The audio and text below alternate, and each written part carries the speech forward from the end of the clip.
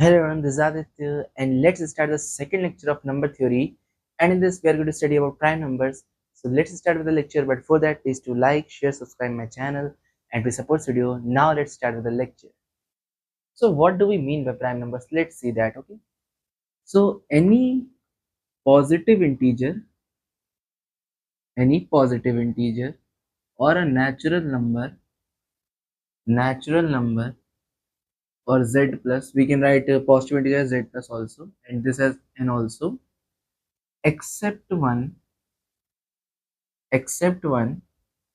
if it's divisible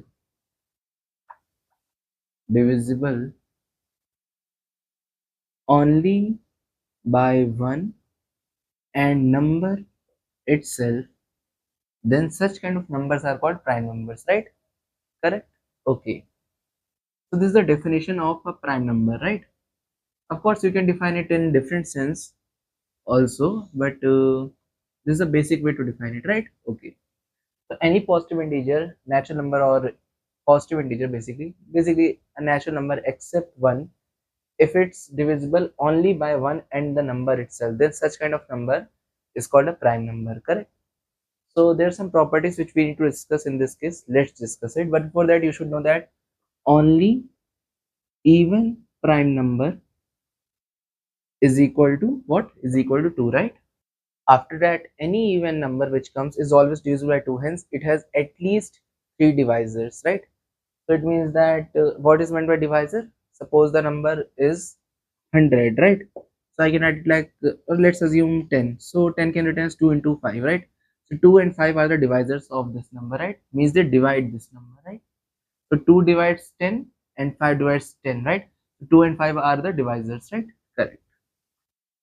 So similarly now, what I was saying is that, I was saying that you write any number, any even number, it will be of the form 2k, correct? Okay. So it will be always divisible by 2, right? Correct or not? Correct? Yeah. So that is why 2 is the only even prime number, right? And it is asked many times, so you should remember this, right? Okay. And so let's see the properties, some of the properties of a prime number, right? Of prime number, correct? Let's see. Suppose if p, where p is a prime number, let me write it, p belongs to a prime number, and yeah, there is no general term for a prime number, right? And that is one of the biggest mysteries of mathematics, to derive such kind of expression for a prime number. We have some of approximations, they do work for some range of values, but they are not 100% accurate for all values, right? Because after a certain interval they start giving composite numbers. So we'll discuss about composite numbers. Basically numbers which are not prime are called composite number, right? Okay. So if p, first property, if p divides a times b, it implies that p divides a or p divides b, right? This is the basic condition. So the first condition is basically if p divides a times b, then it implies that either p will divide a or p will divide b. That is the only condition, right? Since p is not factorizable, right? Correct. Now what is the second condition? If p divides a to the power n, where n is some natural power, that is some natural number, right? Then it implies that p will divide a, right? Correct. Why? Because p is a prime number, it has no other divisors, right? That is why. Now from this you can say that a is equal to what? Some kp, correct? You can say it like this. Okay. Now from this you can say that p to the power n will also divide a to the power n, right? Why? Because just raise both sides to the power of n, so a to the power n is equal to k to the power n, p to the power n, right? So k to the power n is again an integral value, hence this is also true, right? Of course n belongs to natural number, right? Correct. These are some of the basic properties we should know, and I know that this is confusing, so let me discuss it also. Suppose 3 divides, we know that 3 divides, you can take example as let's take the example as uh, 45. Let's take the example of 45, right? Okay, so it means that 3 divides 9 times 5, correct? Correct or not? Correct, right. Hence 3 divides 3 square multiplied by 5, right? And since 5 has nothing to do over here, so let's forget it for now for understanding purpose. So it implies that 3 divides 3 square, right? It is this condition only, that 3 divides this quantity only, right? Correct? Correct or not? Yeah. Hence it implies that 3 divides 3 square, it implies that 3 divides 3, correct? Correct or not? Correct? Okay. And it also implies that 3 square will divide 3 square. That is the condition, right? Correct or not? Correct? Yeah. So this is a basic theory related to prime numbers. Let's discuss some of the questions related to it, right? Okay. But before starting with the questions, there is another property which is really important, which we should discuss, right? Let's discuss that. So if n is greater than 1, if n is greater than 1, then there exists at least one prime number p such that it lies between this expression, right? Okay. Now if we generalize this expression, then if n is greater than 3, if n is greater than 3, then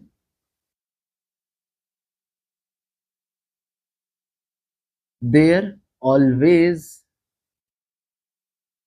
exists a prime p such that n belongs to, I mean n less than p less than 2n minus 2, right? Correct? So you can take an example of, suppose you substitute 4. So 4 and over here 2 into 4 it is 8. 8 minus 2 is 6. So between 4 and 6 you have 5, and that is a prime number, right? So that is the case, okay, which you should remember, right? And yeah, let's start with questions now. So there's a question: if p comma q belong to prime numbers, prime number such that their difference is equal to 2, their difference is equal to 2, right? And difference means greater minus smaller over here, right? Okay. And their difference of cube is given as 31106, right?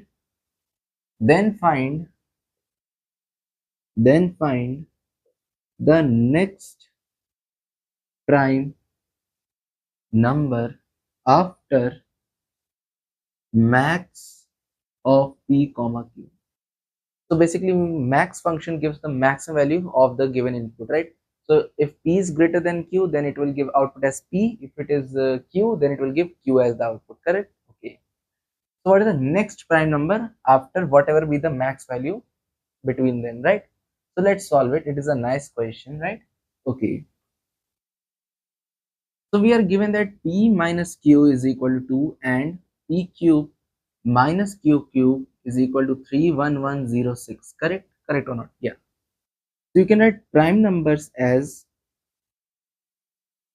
p comma q, and what is the relation? P minus q is equal to 2. So we can say that p is equal to q plus 2, right? From this. So we have only one variable, right? Let's call it x because we like to deal in x, right? That's why. So we have over here x plus 2 whole square. We assumed q is equal to x. So p is equal to x plus 2, correct? Minus x cube is equal to 31106, correct? Yeah. Hence we have x cube, sorry. So now either you apply the formula a cube minus b cube, or you just open it using a plus b whole cube. If you remember, a plus b whole cube is equal to a cube plus b cube plus 3ab into a plus b, correct? Correct or not? Correct? Yeah. So here we get x cube plus 2 cube plus 3 times x into 2 into x plus 2 minus x cube is equal to 31106, correct? Yeah. So x cube and x cube gets cancelled. So you are left with 8 plus 6x into x plus 2 is equal to 31106, correct? Yeah.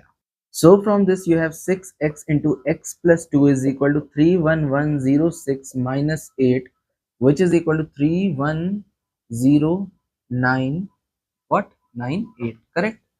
Correct or not? Simple, right?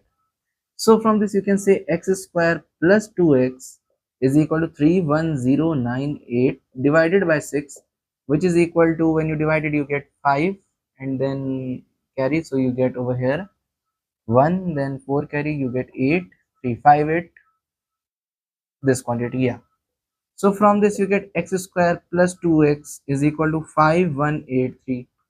Now it's a quadratic equation and it seems to be very difficult to solve because we have 5183, right? So if you don't have a calculator, then it will be very difficult. So is there any other method which we can apply? Yeah, there is. You can just add both sides 1. Why? Let's see it. X square plus 2x plus 1 is equal to 5183 plus 1, that is 5184. 5184, correct? Why did this? Because x square plus 2x plus 1 is equal to x plus 1 whole square. And we all know that while deriving the quadratic formula, we complete the square. So that is what I am doing over here, right? That is the case. So x square, it will become like x plus 1 whole square is equal to 5184. And it will be equal to x plus 1 is equal to square root of 5184, right? Square root of 5184 will be equal to 72, right? You can check it, right, if you want. Okay. So you get x is equal to 71, correct? Correct or not? Correct, right? Of course you have to calculate square root, or there are many tricks also which you can follow, or you can just apply long division method, or you can apply factorization, whatever method you want you can do it, right? So x is equal to 71, right? Okay, so it means that q comes out to be 71. Okay, but why I did not took the negative value? So while defining prime numbers we said that we will only consider positive numbers, right? Positive numbers, so that is why we can't have negative number over here, right? That's q is equal to 71, so it means that p has to be equal to q plus 2, that is p is equal to 73. So what is the prime number next to 73? The max of q and p will be p only, that is 73. So 73, after that we get 74, 75, 76, 77, 78, 79. So 79 is the next prime number in this case. Okay, now whatever be the question, just solve it. We had to find over here, this only in exam maybe they ask that find the sum, find the difference, find the sum of squares of the number you got, and something like that. Okay, but the deal was to find this number itself, right, which we found. Okay, so now let's see next question. So this is the next question. It states that suppose p is equal to n to the power 4 minus 20 n square plus 4 for all n belong to z is never prime. So we have to prove that this p for all values of n belonging to z, z is integers, is never a prime number for any integer. We have to prove. So let's see how we'll solve it. Okay. So there's a difference between, okay, I will tell it later when we will solve this problem. So if we could anyhow factorize this expression, then we can at least prove that this expression is factorizable. So of course, if it is factorizable, then it means that it cannot be a general expression for a prime number, right? And then we have to do another step also to prove it for all integers. So let's see it. So forget this p, we have n to the power 4 minus 20 n square plus 4, right?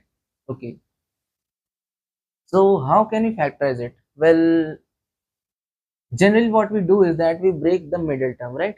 So let's try doing that. So I see n to the power 4 over here and a 4 over here. So I think that what if I get 4n square, so I can complete a perfect square. So that is the first thought. So let's try it. Okay, we are just analyzing the problem, and of course I told you that analysis is the only key to master number theory, right? So you should focus on increasing your analytical skills, right? So n to the power 4 minus 4n square plus 4, right?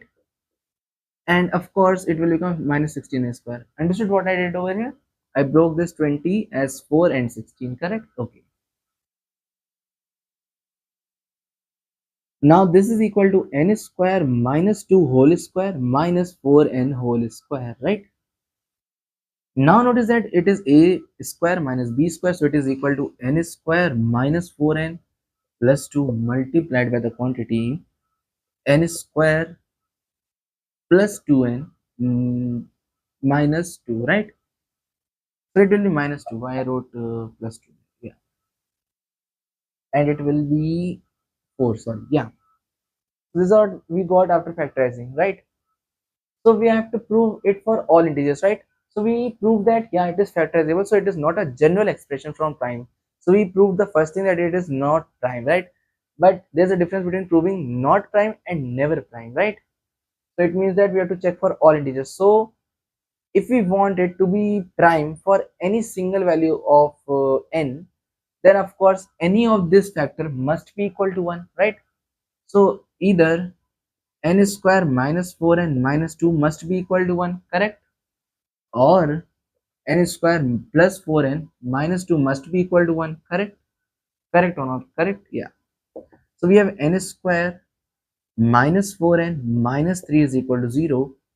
So of course, when you apply the formula, n is equal to 4 plus minus root 16 minus plus, it will become plus, so it will become 12. 4 into 3, it will become 12 divided by 2. So n is equal to 4 plus minus root 28. So n is equal to by 2, n is equal to 2 plus minus root 7, right?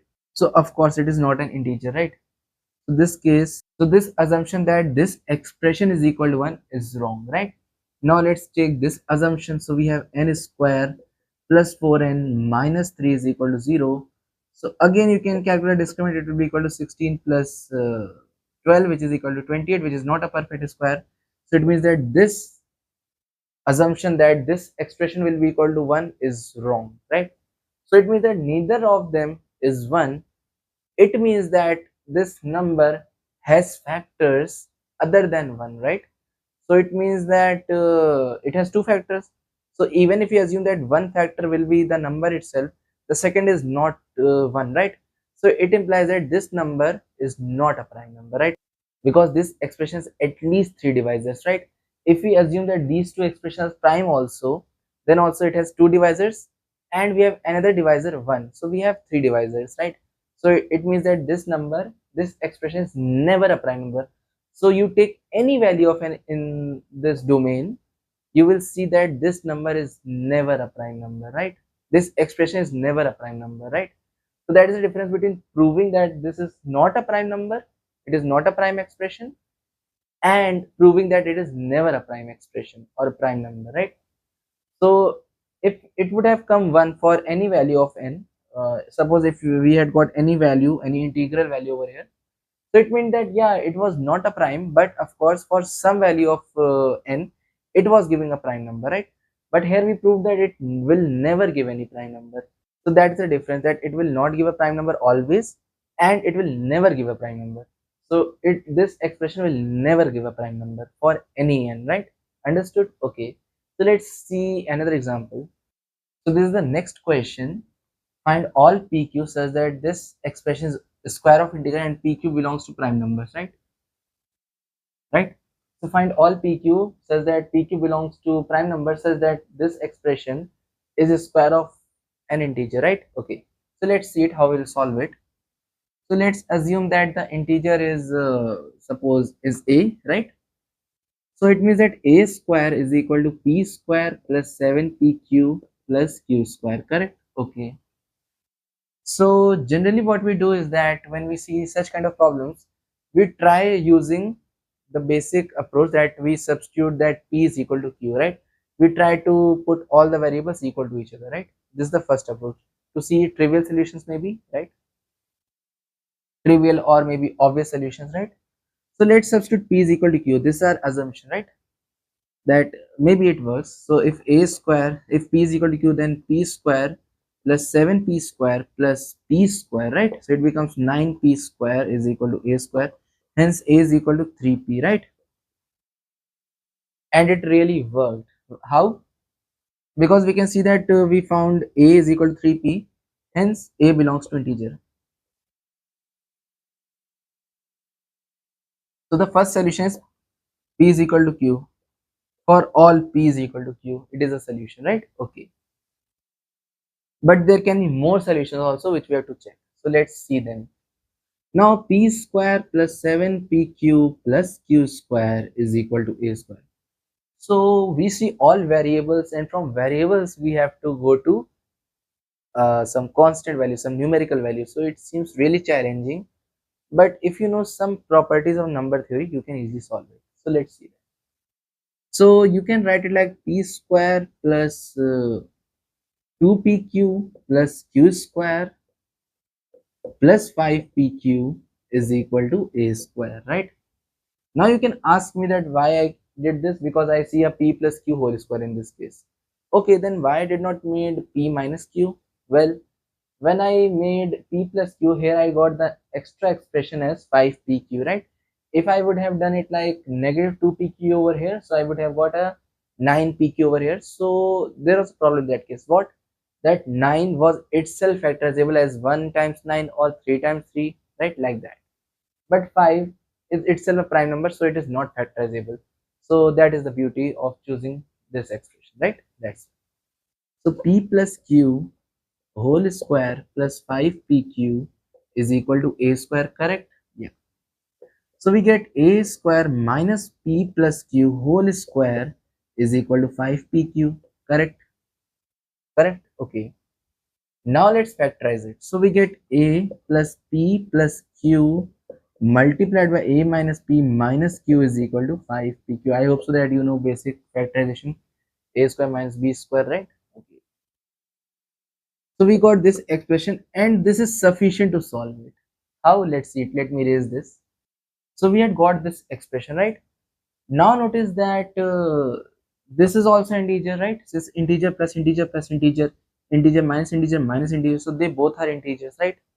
P and Q are themselves integers, right? And of course they are not factorizable. Similarly 5 is also not factorizable. So it means that we can directly equate these terms, right? How? Let's see it. So we can equate a plus p plus q as 5p, correct? Understood or not? And a minus p minus q as q, we can substitute it like this. We can write it like this, right? Because 5 and p, they both are prime numbers, right? So of course there's nothing to factorize in it, right? So that is why we directly substituted it over here, right? Okay.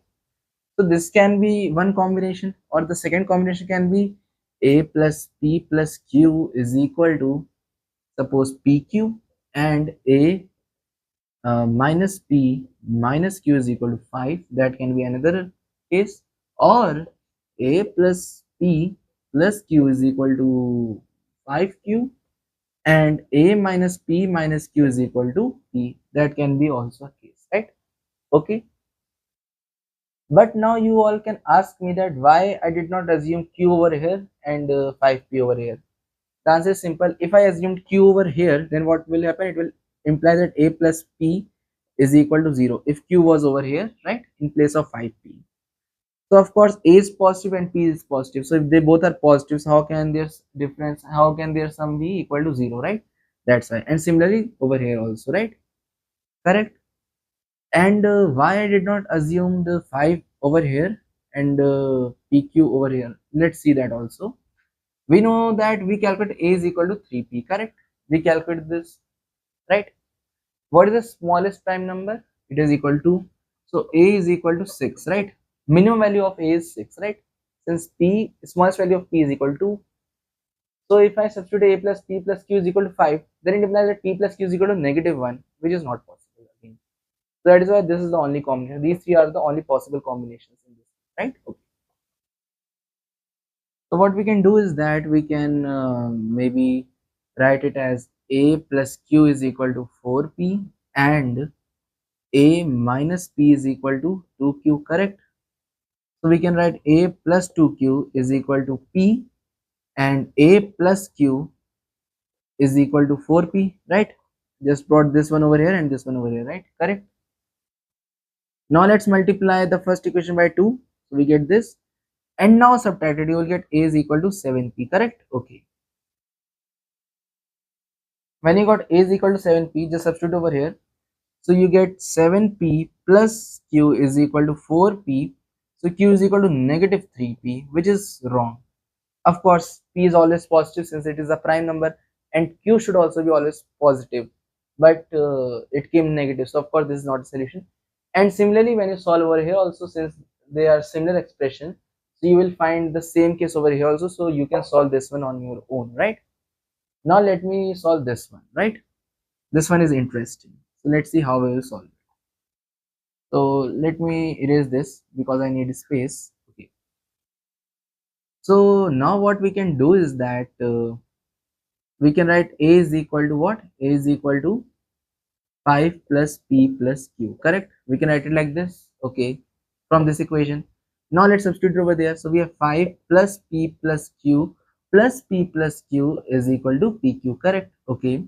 So 5 plus 2p plus 2q is equal to pq, correct? Okay. Now from this you can say that 5 is equal to pq minus 2p minus 2q, correct? So we have 5 is equal to p times q minus 2 minus 2q. Let's add this will be q minus 2. Let's add both sides by 4, right? Why I'm doing this, you will understand. It will become 9 is equal to p into q minus 2 minus 2q plus 4, right? So basically I did this because I saw q minus 2 factor over here. So I had q over here, 2q over here. So I thought that if I could get 4 somewhere, then I can take negative 2 as common. So I will get q minus 2 again over here. So that is I added 4 both sides. Okay. So 9 is equal to p into q minus 2 minus 2 times q minus 2. Hence 9 is equal to p minus 2 into q minus 2. Correct? Okay. Now it is very simple equation, right? So 9 can be written as 1 times 9, right? Or it can be written 3 times 3, or it can be written as 9 times 1, right? So it is equal to, so it implies that from this it implies that p minus 2 is equal to 1, which implies p is equal to 3, and q minus 2 is equal to 9. So it implies that q is equal to 11, right? Q is equal to 11. So this is also a solution. This one is a solution. Or p minus 2 is equal to 3, or q minus 2 is equal to 3. So it implies that p is equal to q is equal to 5, which we already checked. P is equal to q is always a solution, right? So we don't need to check it, right? So it implies this one, that p minus 2 is equal to 9 and q is equal to 3. Hence, I mean q minus 2 is equal to 1. So p is equal to 11 and q is equal to 3, correct? Okay. So the solution is p is equal to 3 and q is equal to 11, or p is equal to 11, q is equal to 3, or p is equal to q, right? This is the solution of this given question, right? Simple, right? So you can check also, if you substitute 3 you will get 9. 9 plus 121, it will become 130. 130 plus 7 times 3, it will become 21. 21 times 11 is 231. 231 plus 130, 231. 231 plus 130, it will be 330, 361. And 361 is the square of what number? It is the square of 19, I guess. Yeah, 19. So 20 into 18 plus 1, right? 361. Yeah, it is 361, right? That is the answer. So similarly, if you check for this also, you will get similar expressions. So if you substitute 3 and 11, you get the answer as 18. A is equal to 18, right? In the 19 in that case, right? And for p is equal to q, you get infinite solutions, right? Okay. Okay, so that is what asked in the question, right? So we found all the solutions. This p is equal to q is a trivial solution which many people forget to check, right? But it is one of the most important thing which you should check, right? Suppose in a MCQ, if I ask how many solutions are there, so if you just solve this one, you'll say that there are two solutions. No, there are infinite solutions in this case. Okay. So I hope so that you enjoyed this lecture. If you did enjoy this, then please do like, share, subscribe my channel, and we support this video. And of course, I'll be posting more lectures on this topic. So stay tuned. Bye bye. Take care and all the best.